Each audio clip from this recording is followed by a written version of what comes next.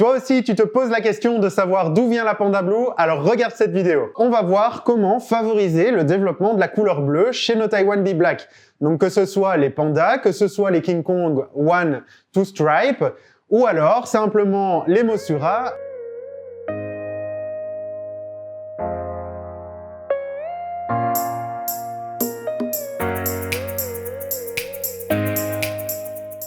Alors, avant de répondre à la question de savoir comment est-ce qu'on peut favoriser le développement de la couleur bleue chez nos Taiwan Bee Black, on va faire un petit retour sur l'histoire de cette crevette. Donc qui, comme je l'ai dit dans la vidéo sur les mutations, est le fruit du développement et de la sélection d'une mutation chez les cristals, à savoir la mutation Shadow, qui va en fait dilater les pigments et intensifier la couleur de la crevette. Nos Taiwan Bee Black sont, comme la plupart des crevettes d'aquarium, porteuses de deux couches de carapace, à savoir une couche interne sur laquelle on va retrouver des pigments noirs et une couche externe sur laquelle on va retrouver des pigments blancs. Et il y a là quelque chose d'intéressant, car si l'on prend ces deux couches de carapace, on se rend compte qu'elles se superposent l'une par rapport à l'autre. Alors, si je prends une Taiwan Bee Panda et que je cherche à la faire évoluer en grade vers une Taiwan Bee King Kong, en fait, on a une disparition des pigments blancs au profit des pigments noirs. Là où c'est intéressant, c'est qu'on a justement cette notion de superposition des couches sur laquelle, en fait, pour la Taiwan Bee King Kong, on aura une superposition de deux pigments noirs qui va lui donner cette couleur noire intense.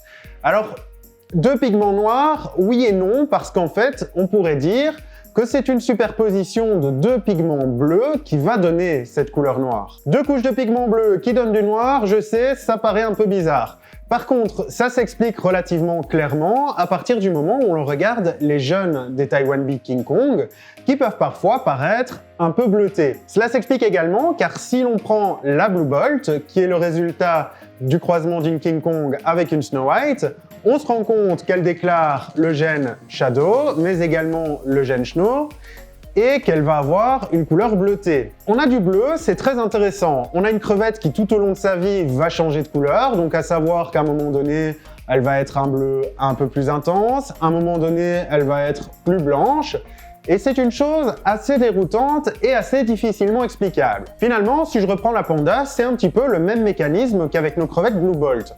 Donc si je reprends les Blue Bolt, qui développent une couleur un petit peu capricieuse, voire un peu fadasse quand on cherche à avoir un beau bleu, il y a un élément de réponse, et c'est l'électroconductivité. Alors il faut savoir que si on élève ces crevettes, donc ici Blue Bolt et Panda, à une électroconductivité aux alentours de 200-250 microsiemens, on va en fait pas favoriser le développement de la couleur bleue. Et donc finalement, on apporte la réponse à la question de savoir comment est-ce que je peux favoriser le développement de la couleur bleue chez les pandas.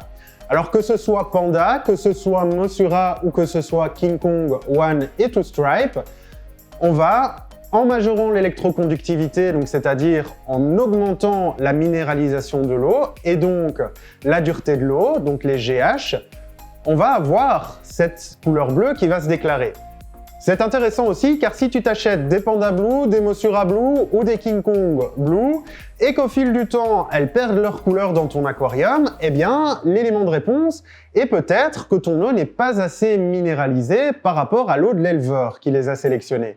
Et donc, en remajorant la conductivité, tu pourrais retrouver ces magnifiques couleurs et poursuivre ce travail de sélection. Là-dessus, tu vas me dire, mais avec quoi est-ce que je vais reminéraliser mon eau osmosée? Est-ce que les sels minéraux que je vais utiliser vont avoir un impact sur le développement de ces couleurs? Eh bien, personnellement, je travaille avec les sels GH+, de chez Dennerley. Et au moment où je désirais majorer le grade de mes Blue Bolt, et donc c'est-à-dire intensifier leur couleur, j'ai suivi ce procédé, donc c'est-à-dire que j'ai petit à petit majoré l'électroconductivité jusqu'à passer à 400 microsiemens, voire légèrement supérieur, et j'ai mes crevettes qui se sont développées, en tout cas qui ont développé un bleu un peu plus intense. Alors, il semblerait que les sels Praise pour Discus aient une meilleure efficacité dans ce processus.